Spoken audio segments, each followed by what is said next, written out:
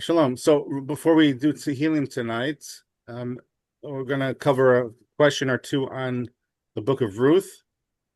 These questions may be more theoretical and not necessarily covered in a regular commentary, but that's okay.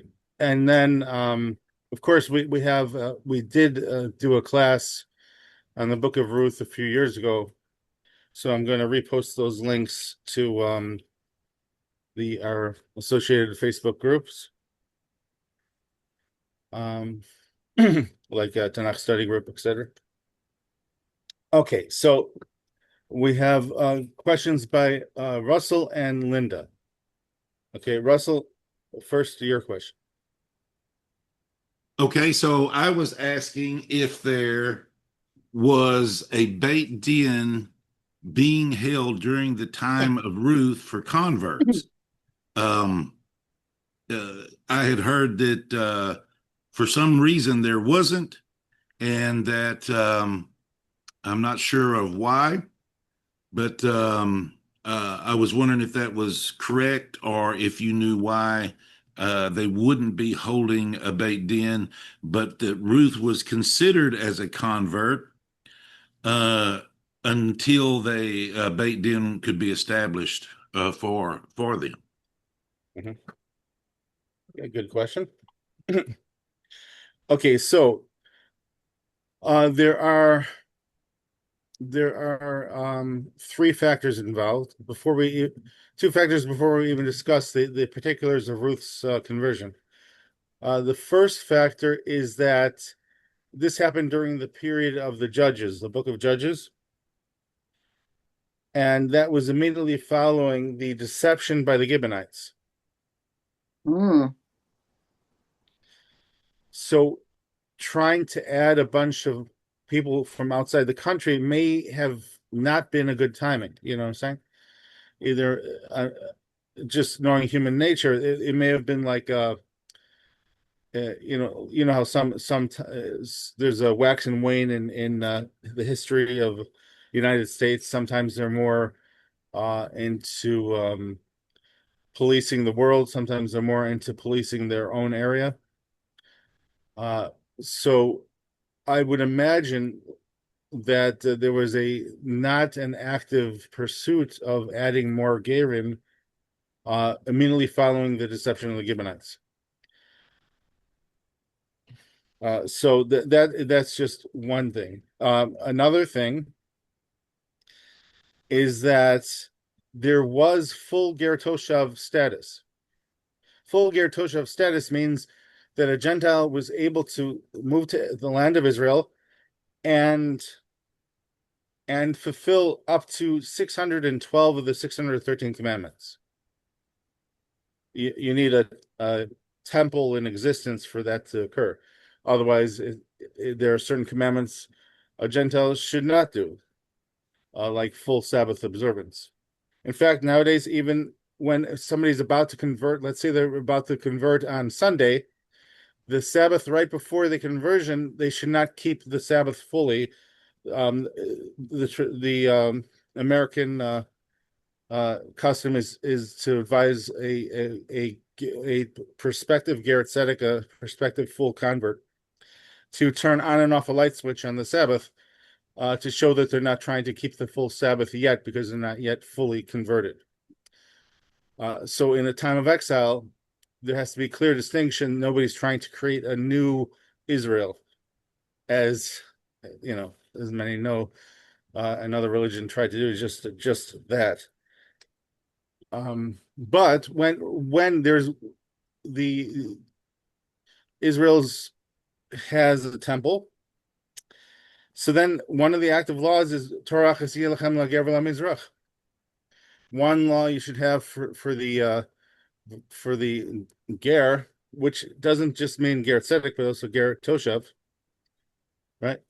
And the mizrach, the native.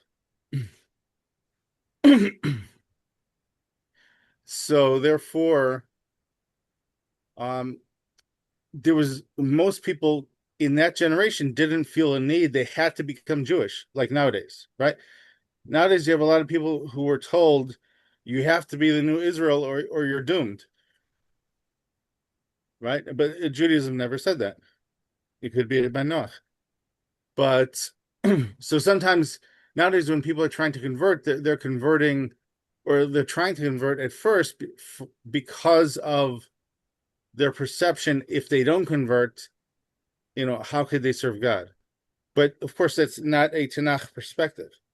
It's just like someone coming out of Christianity might have that philosophy, but it's not the actual Tanakh perspective. And so now the third thing is what actually happened in the book of Ruth. So Ruth eventually did have a Beth Din, but it had to be in Israel because there was no Beth Din in Moab. So it's a discussion among the commentaries. When Ruth converted, did she actually convert correctly?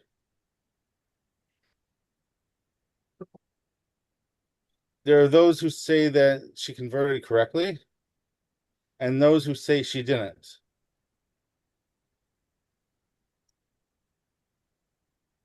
Okay, so now when I taught Ruth before, it seems to me that it's likely she did not convert correctly, so therefore she had to go through a conversion similar to like um uh, a Geras L'Chumra. She just like precautionary conversion.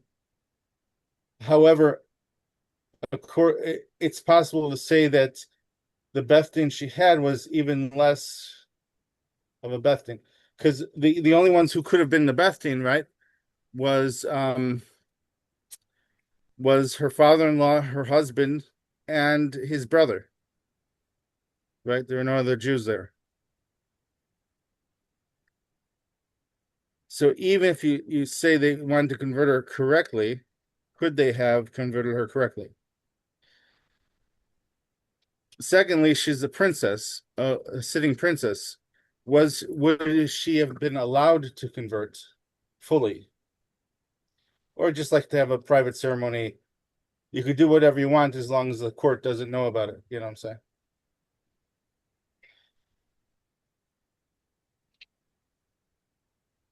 So, but bottom line, before the book of Ruth is over, she's fully Jewish. However, let's just do a comparison between Ruth's attitude and the attitude of a regular person coming to Israel, who can now fulfill 612 commandments because they're Ger Toshav, right? In the time of the Mishkan or Mikdash, in the time of the tabernacle or the temple.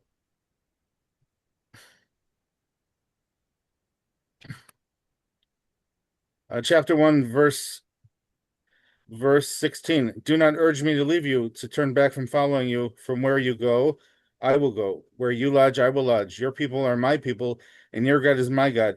Where you die, will I die. I will die. And there I will be buried. Thus may Hashem do to me, and so may he do more, if anything but death separates me from you. So that intensity is not what God is even asking of a Ben Noach. A Ben Noach is, if you come to the Holy Land, you have a license to do 612 commandments, not necessarily an obligation.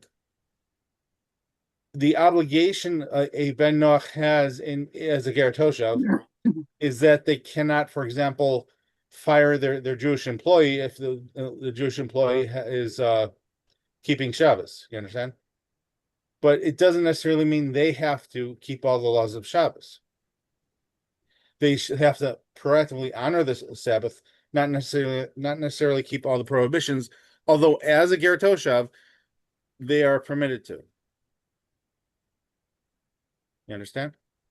So, because of the incredible vibrancy of Ger Toshav as opposed to human sacrifice paganism, I mean, once a person became a Ger Toshav, and yesterday they left a town where everybody was hunting teenagers to offer them as sacrifices.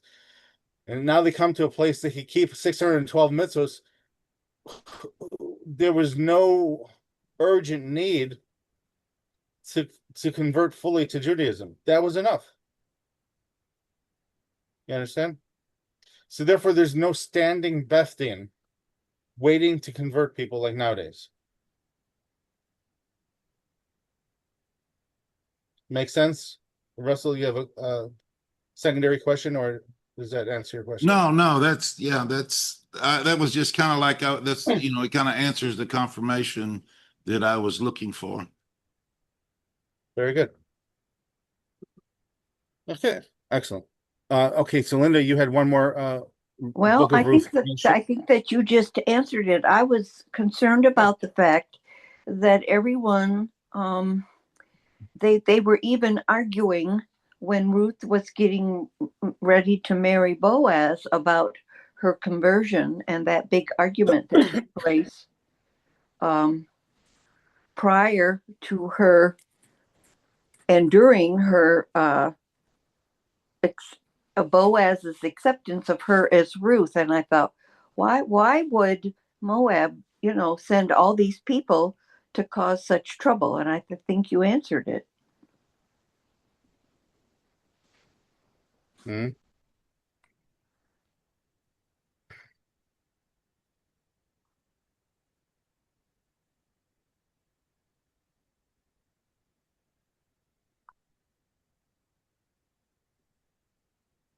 So it's also interesting that Ruth said in the sentence where she's talking about where you will go, right? I will go. In that sentence, she's saying, your people are my people. As if she's not fully converted yet. Just, but it's the grammar allows either interpretation.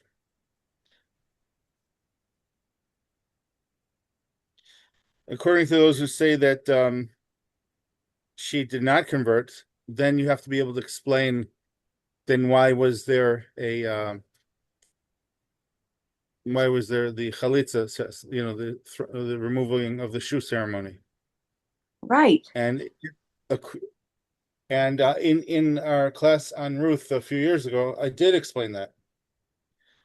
So I prefer the explanation of Rashi, but so I'll just give you a brief introduction to that concept.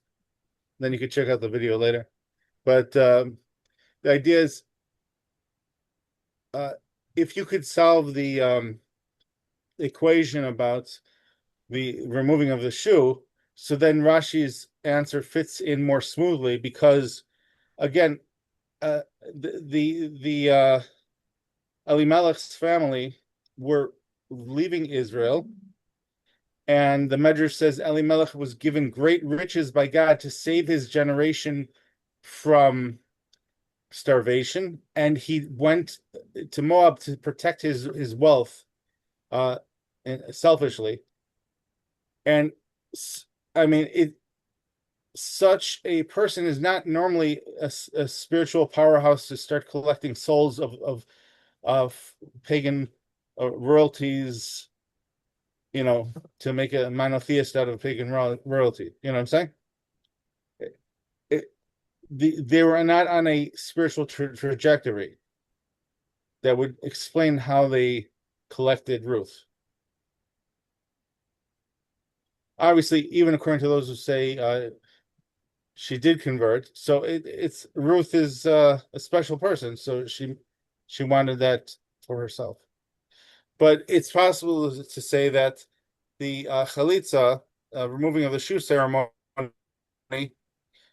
was based on the idea that Naomi Naomi may have made a mistake in her understanding of halacha, right? And therefore Ruth did not want her to be embarrassed because Naomi was her Torah teacher. So therefore, Boaz came up with the idea: we'll just have a theatrical performance of removing the shoe.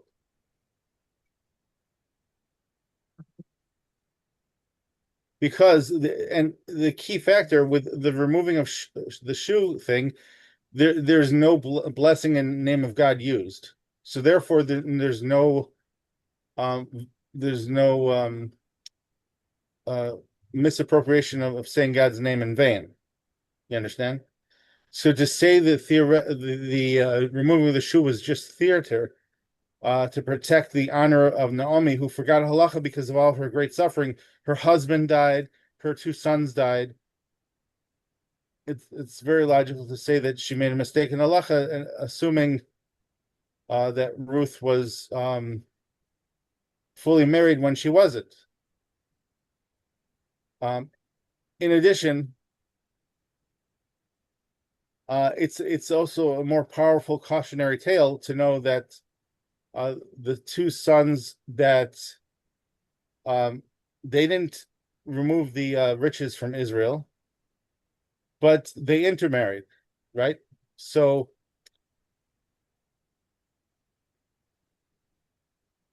now the question is the sins of course, according to those who say Elimelech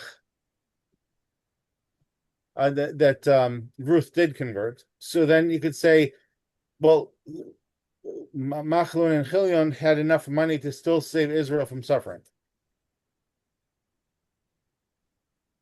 But the amount of years involved, I think it was a decade between Elimelech dying and Machlon and Chilion dying, it makes sense that the famine was already over. So therefore, it's more likely that they died because of a different sin, not because they were withholding money from the starving nation, but because of their intermarriage. Again, intermarriage was with human sacrificing nations, or at the very least severe forms of pagan worship. So that's considered if a trusted officer betrays, it's worse than if a stranger betrays. So as people of the Mamlechas Kohanim, the priests of the nation, the part of the reason why God admonishes Israel so much is because they are the priestly nation. So therefore, they're expected to be at a higher level.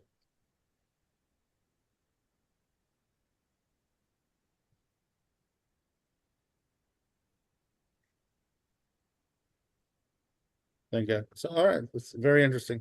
All right, any secondary question that leads you to, or does that cover what you're looking to know more about, Linda? Yes, that did. That helped a lot. Thank you. But is there a secondary aspect that you want to No, ask? not that I can think of at this moment. Okay. Well, okay, that was fun. Okay, so I guess we'll pause this class here and then start our regular sounds class.